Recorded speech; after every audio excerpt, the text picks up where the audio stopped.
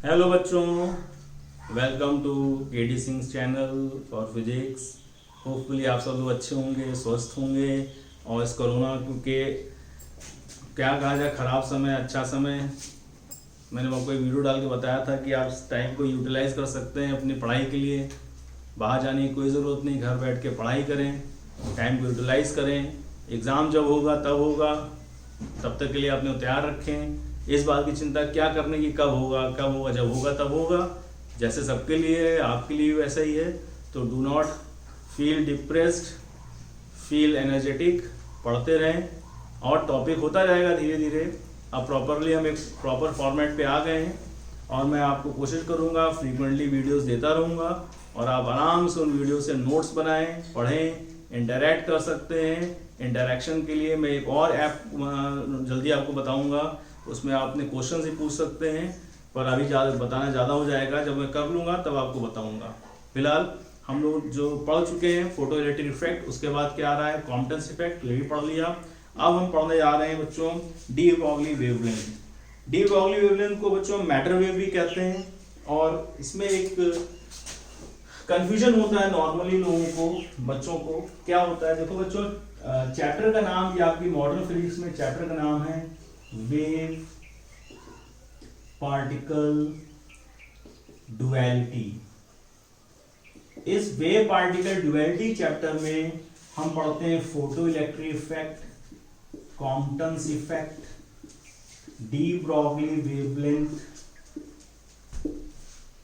तो हमें ऐसा लगता है कि तीनों चीजें एक ही चैप्टर हमने पढ़ी हैं, तो ये सारी बात एक ही है, पर ऐसा नहीं है। यहाँ ध्यान से देखें कि फोटो इलेक्ट्रिक इफेक्ट और कॉम्पटेंस इफेक्ट हमने क्या देखा था, हमने पढ़ा था कि wave also has particle behaviour,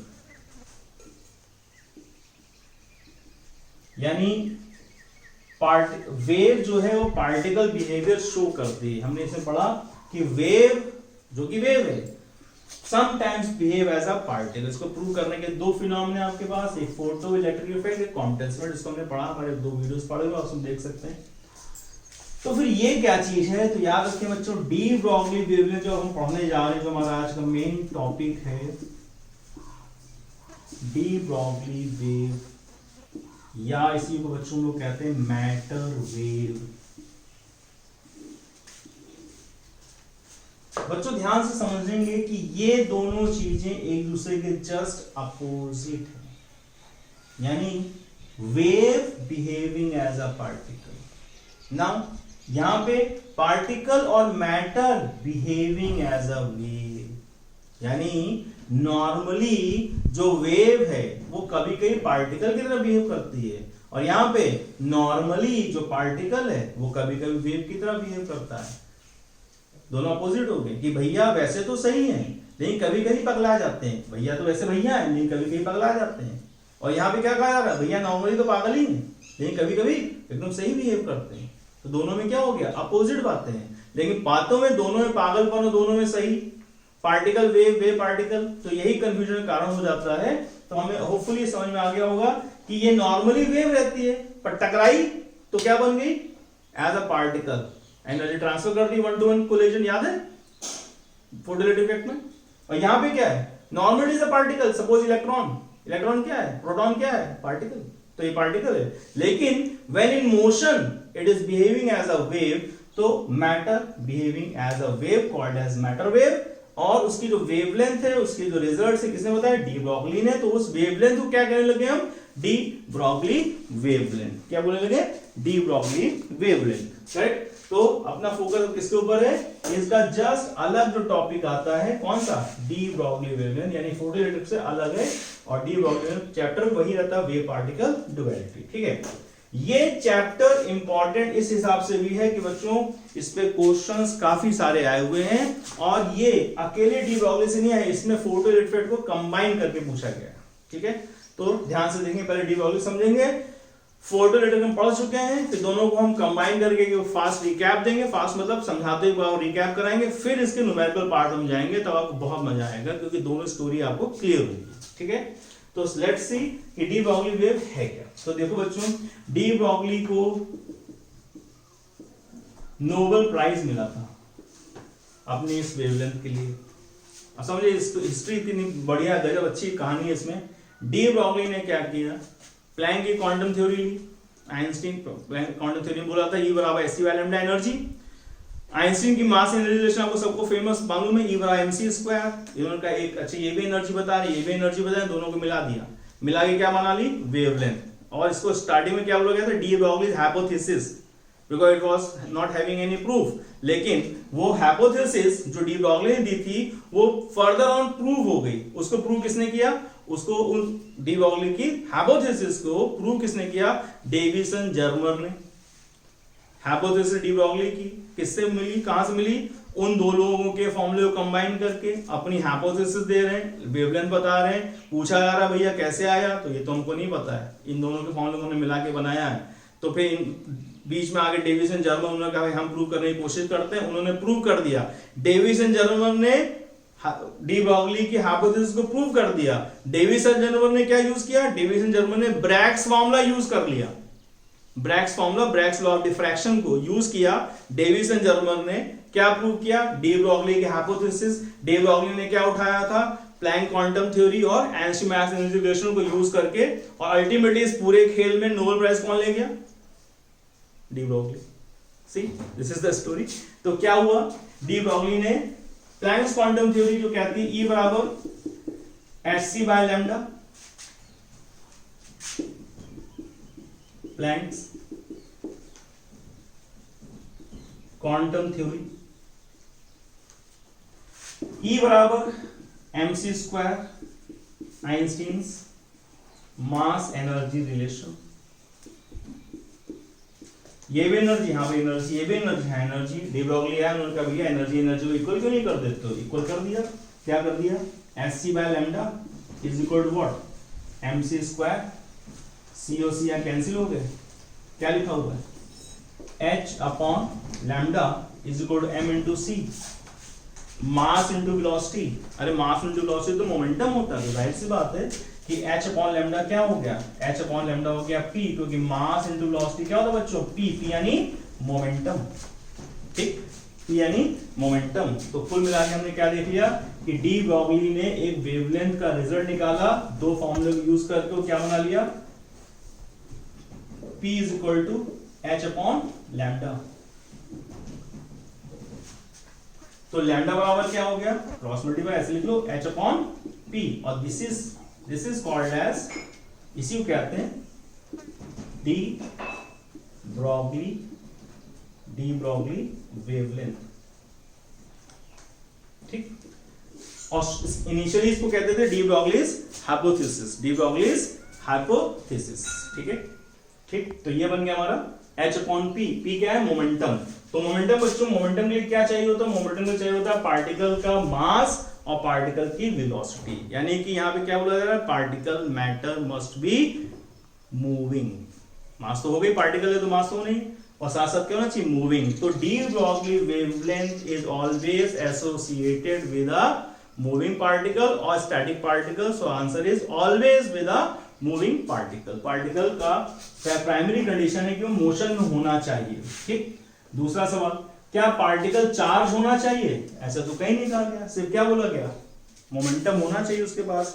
और क्या रिलेशन शो कर रही है, रिलेशन ये शो कर रही है कि लैम्डा बराबर h अपॉन p से पता चल रहा है कि पार्टिकल का मोमेंटम जितना ज्यादा होगा वेवलेंथ उतनी कम होगी, क्योंकि Planck's constant is a constant. तो lambda holds a inverse relation with the momentum of the particle, और मोमेंटम जितना कम होगा वेवलेंथ उतनी ज्यादा होगी, वाइस वर्सा। ठीक, तो पार्टिकल का चार्ज होना कोई कंपल्सरी नहीं है। ठीक, तो ये जो मैटर वेव है, अगला थ्योरेटिकल बातों, बच्चों इन बातों को आप सुनेंगे, थ्योरेटिकल बातें, इनको आप चाहें तो पॉज करके वीडियो को नोट्स बना सकते हैं, क्योंकि इन थ्योरेटिकल बातों से भी क्वेश्चंस बनते हैं।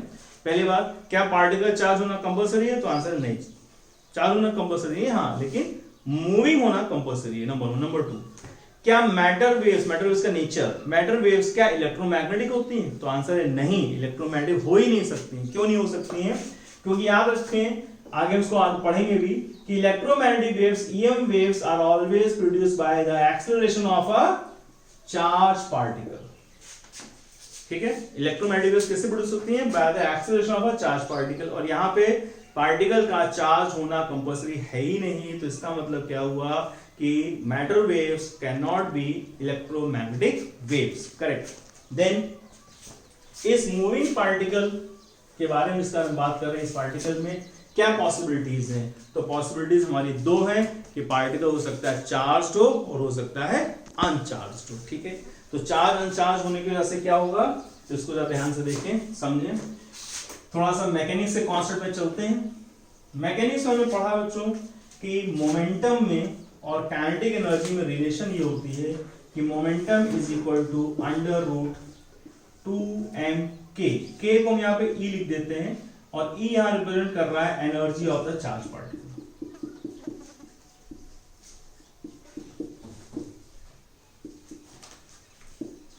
ठीक, अब ये जो रिलेशन आ रही है आपके सामने P बराबर √2me, इसमें ये E कहां से आ गया? तो ये हमने मैकेनिक्स में पढ़ा हुआ, बहुत अच्छे से वर्क एनर्जी पावर पढ़ते समय पढ़ा हुआ है, न्यूटन लॉ पढ़ते समय पढ़ा हुआ है कि momentum is related with energy with this relation. इसमें m ऑब्वियस सी बात है, मास है 2 तो 2 है, P बराबर √2me, ठीक है। अब जरा देखिएगा ध्यान से, पार्टिकल क्या हो सकता है? तो यानी कि हमने बोला कि पार्टिकल के साथ एक शब्द चिपका होना जरूरी है, मूविंग, क्योंकि उसका मोशन कंपल्सरी है। तो moving particle can be charged और इट कैन बी बच्चों अनचार्ज्ड, ठीक। अब हम इस आगे के टॉपिक को चार्ज और अनचार्ज के पार्ट में डिवाइड करके कुछ एक्सप्रेशंस पढ़ेंगे, कुछ फॉर्मूले पढ़ेंगे जो आपके लिए डायरेक्टली याद रखना ज्यादा आसान रहेगा इंस्टेड ऑफ डेरिवेशन। हम वो बताएंगे कि कैसे आ रहा है, लेकिन आप उसको डायरेक्ट याद करें, ज्यादा बेटर रहेगा। एग्जाम में वन शॉट आप उसका आंसर निकाल सकते हैं। तो लेट्स सी कि अगर पार्टिकल चार्ज है तो क्या होता है। तो सबसे पहले देखें कि पार्टिकल चार्ज है, तो अभी हमें मालूम है कि as for a charged particle जो एनर्जी होती है, जो हम पहले भी देख चुके हैं, क्या होती है? Q into V. What is Q? तो Q है उस चीज का, पार्टिकल का चार्ज, और V क्या है? पार्टिकल का एक्सेलरेटिंग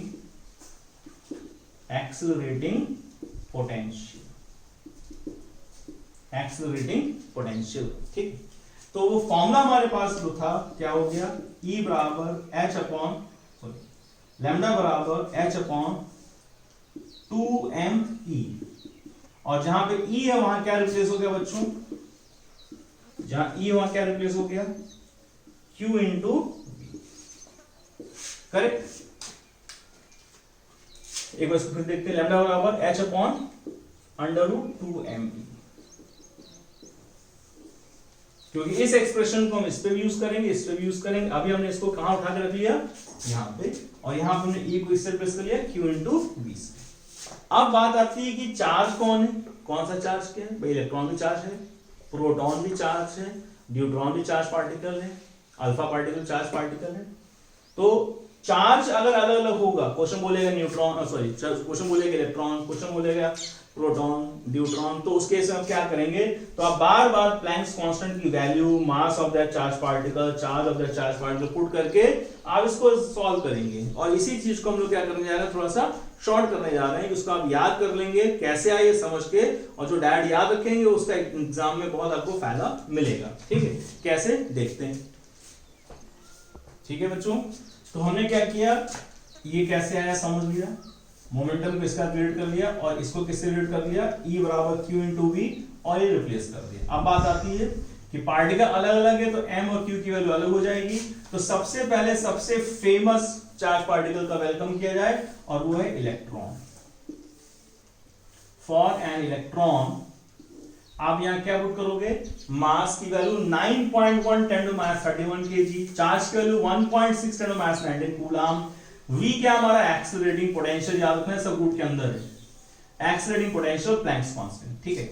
अब इसकी वैल्यू जब आप पुट करेंगे तो आपको जो रिजल्ट मिलेगा, उस रिजल्ट में V को छोड़ करके बाकी सारी चीजें कांस्टेंट होने की वजह से हमें यहाँ एक कांस्टेंट नंबर मिल जाता है, उस नंबर को हम याद रखेंगे। we will learn that number in terms of potential formula. तो इलेक्ट्रॉन के लिए हमारी वेवलेंथ जो आ जाती है उसका नंबर बहुत कॉमन है, बहुत फेमस रिलेशन है 12.27 अपॉन अंडर रूट वी, और ये वेवलेंथ आती है बच्चों किसमें, एंगस्ट्रॉम्स में, because it is a length, length की यूनिट जाहिर सी बात है मीटर, एंगस्ट्रॉम्स वगैरह मालूम।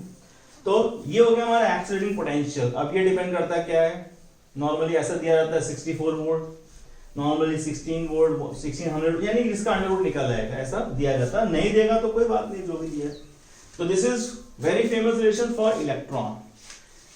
दूसरा पार्टिकल आपका आता है कौन, proton. In that same way mass of proton, charge of proton वगैरह पुट किया तो लैम्डा बराबर आ गया प्रोटॉन। तो प्रोटॉन के लिए आपका नंबर आता है 0.286 upon under root V. Proton 0.286, अगर ध्यान से देखें तो 786 लकी नंबर होता है, तो 786 नहीं बच्चों 286, और 2 यानी 0.28 अब ऐसे नंबर याद रखने के थोड़ा सा मेमोरी टाइप बनाने पड़ेंगे, कुछ कैसे भी आप याद रखें उसको। तो 286 यानी 0.286, 786 नहीं 286 अपॉन अंडर रूट वी। कौन है ये, प्रोटॉन। ठीक, फिर आता है आपका ड्यूट्रॉन। ड्यूट्रॉन, ड्यूट्रॉन में आप देखेंगे वेवलेंथ ड्यूट्रॉन मतलब दुई मतलब दो मतलब कह दे नंबर 202 ड्यूट्रॉन। तो इसका नंबर आता है 0.202 अपॉन अंडर रूट वी। दुई मतलब 2, 0.202, और ये सारी वेवलेंथ बच्चों याद रखें किसमें है, एंगस्ट्रॉम्स में है। देन आपका आता है अल्फा पार्टिकल। अल्फा यानी हीलियम न्यूक्लियस। अल्फा पार्टिकल आप अगर लिखते हैं, अल्फा मतलब होता है अकेला, आप और अल्फा, आप और अकेला।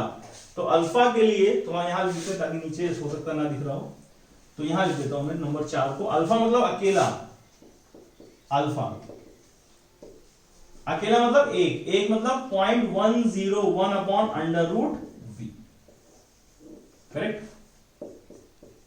अल्फा पार्टिकल के लिए वेवलेंथ आपकी होती है 0.101 angstrom upon under root V. तो क्या देखा तुमने कि नंबर्स जो हैं आपके, ये नंबर्स डिफरेंट होते हैं इलेक्ट्रॉन के लिए, प्रोटॉन के लिए, न्यूट्रॉन के लिए, अल्फा के लिए। 12.27 फेमस है इसलिए याद रहता है। कह दे नंबर 286, ड्यूट्रॉन मतलब 2, 202, अल्फा मतलब अकेला 1.01। करेक्ट, ठीक। नाउ अब देखते हैं कि पार्टिकल अगर चार्ज नहीं है तो क्या होगा, इसको समझे जरा ध्यान से, देखते हैं। ठीक है, तो ये हमारा अल्फा पार्टिकल का हो गया लैम्डा 1.01, चौथा पार्टिकल 1.01। तो अभी नंबर हमने दिमाग में रख लिए कि भाई इलेक्ट्रॉन होगा तो नंबर क्या है 12.27, प्रोटॉन होगा तो नंबर क्या है 0.286, हमारा ड्यूट्रॉन है तो नंबर क्या है, ड्यू मतलब दुई 0.202, अल्फा है तो नंबर क्या है बच्चों 1.01, और सबके नीचे क्या लिखा under root V, under root V, under root V. तो ये समराइज हो उंगलियों पे आ गया, वैसे याद है इलेक्ट्रॉन प्रोटॉन। ठीक, नंबर 4। अब हम बात कर रहे हैं कि पार्टिकल अगर अनचार्ज है तब क्या होगा। ठीक है, तो इस टॉपिक को बच्चों आप जैसा इस वीडियो को देख रहे हैं, इसके बाद रिवीजन का सबसे बेस्ट तरीका ये कि आप इस पूरे वीडियो को मनी मन एक बार फिर से ध्यान से मनी मन रिवाइज करें कि क्या क्या बताया गया था, उसको व्यू करें, पिक्चराइज करें, और उसी नंबर फिगर्स आपके सामने आते जाएंगे। तो आई एम श्योर कि इस टॉपिक को इसके पढ़ने के बाद, इस थ्योरी को पूरा पढ़ने के बाद 10 से 15 मिनट थोड़ा सा रिवाइज करेंगे, आपका एकदम पक्का हो जाएगा। और इसका सेकंड पार्ट आएगा उसमें न्यूमेरिकल्स करेंगे। ठीक है, अभी इसको कंटिन्यू कर रहे हैं, देख रहे हैं कि अनचार्ज पार्टिकल फिर से हम कहां से स्टार्ट कर रहे हैं बच्चों, वेवलेंथ वही हमारे पास lambda h upon p that is equal to h upon under root 2m e। Charge था तो e हमने कहां रख दिया था q इंटू v। अब किसकी बात हो रही, अनचार्ज। अनचार्ज का सबसे फेमस पार्टिकल बच्चों है न्यूट्रॉन। कौन है, न्यूट्रॉन। ठीक है, अब न्यूट्रॉन के लिए जब हम पुट करते हैं वेवलेंथ, तो देखें एक बड़ी अच्छी रिलेशन आती है जिससे कि हमें कुछ नंबर्स और आसान हो जाते हैं याद करना, 2me। तो न्यूट्रॉन के लिए बच्चों क्या होता है कि मास ऑफ न्यूट्रॉन 1.6 10⁻27 kg पुट करेंगे, आप 2 पुट करेंगे, प्लैंक्स कांस्टेंट पुट करेंगे, सॉल्व करेंगे, तो ये रिजल्ट क्या आता है 0.286 अपॉन अंडर रूट e। और ये एनर्जी बच्चों याद रखेंगे किसमें है, energy in electron volt. Energy किसमें बच्चों, इलेक्ट्रॉन वोल्ट, और जो वेवलेंथ आ रही है किसमें आ रही है, आर्मस्ट्रॉन्ग्स में। करेक्ट। तो क्या दिखाई पड़ा कि सर ये नंबर तो अभी हमने देखा था, हाँ ये नंबर किसके साथ देखा था, प्रोटॉन के साथ। तो देखो प्रोटॉन न्यूट्रॉन दोनों एक साथ रहते हैं किसमें, न्यूक्लियस में। इनका ऐसे कोई ऐसा रिलेशन नहीं बोल रहा हूं मैं, तो एक बात बता रहा हूं, प्रोटॉन न्यूट्रॉन दोनों रहते हैं एक न्यूक्लियस में, एक ही जेल के कैदी हैं। दोनों का नंबर क्या है, 786। 786 का क्या हो याद रखना है, 286 286। प्रोटॉन के नीचे क्या लिखा, √v, इसमें क्या लिखा, √e, न्यूट्रॉन में क्या लिखा, √e, बस। लेकिन नंबर दोनों क्या है, सेम। Cutting the point. तो मैं ऐसे याद रखने के तरीके में इतने सारे नंबर्स, इतने सारे फॉर्मूले हो जाते हैं, तो कंफ्यूज होना एक ऑब्वियस हो जाता है। तो थोड़ा बहुत अगर हम इसे याद रखें तो थोड़ा ऐसा लगता है कि हाँ कॉन्फिडेंस बना हुआ है, और हम एग्जाम में कंफ्यूज नहीं होते हैं कि कहीं ऐसा तो नहीं था वैसा तो नहीं था। तो दैट इज व्हाई। ठीक है, तो ये हो गया हमारे लिए कि अगर एनर्जी ऑफ प्रोटॉन या न्यूट्रॉन दी गई है, एनर्जी न्यूट्रॉन कुछ भी दी गई है, तो हम सिर्फ एक नंबर याद रखेंगे 0.286 अपॉन √e, उसको पुट कर देंगे फटाक से। ठीक है, अब देखते हैं कि अगर एनर्जी का ही टर्म कुछ और दिया जाए कि एनर्जी कौन सी है। तो बच्चों देखा कि हमने, अगर हम इसे एनर्जी इलेक्ट्रॉन वोल्ट में लेते हैं तो हमारा ये नंबर किसमें आ जाता है, न्यूट्रॉन के लिए न्यूट्रॉन नंबर क्या आता था, 0.286 अपॉन √e, और क्या रखें कि एनर्जी E किसमें है, एनर्जी हमारी इलेक्ट्रॉन वोल्ट में, और वेवलेंथ किसमें आ रही है, आर्मस्ट्रॉन्ग में। किसकी बात हो रही है, ये बात हो रही है न्यूट्रॉन की। अब न्यूट्रॉन को ही थोड़ा आगे ले चलते हैं कि अगर neutron, if neutron is thermally energized, ठीक है, थर्मली मतलब हीट किया गया है, थर्मली एनर्जाइज किया गया है, तो याद रखना बच्चों, थर्मली एनर्जाइज करा जब भी करा जाता है तो वही चीज आपका, वही रिजल्ट E बराबर, याद रखना न्यूट्रॉन की थर्मल एनर्जी के लिए ये रिलेशन ज्यादा दिमाग में नहीं रहती लोगों के, स्लिप कर जाती है, इसलिए मैं इसमें डबल स्टार बना, याद रखना कि थर्मली एनर्जाइज न्यूट्रॉन की एनर्जी को लिखते हैं K, ये K है इंटू T, सिर्फ K इंटू T।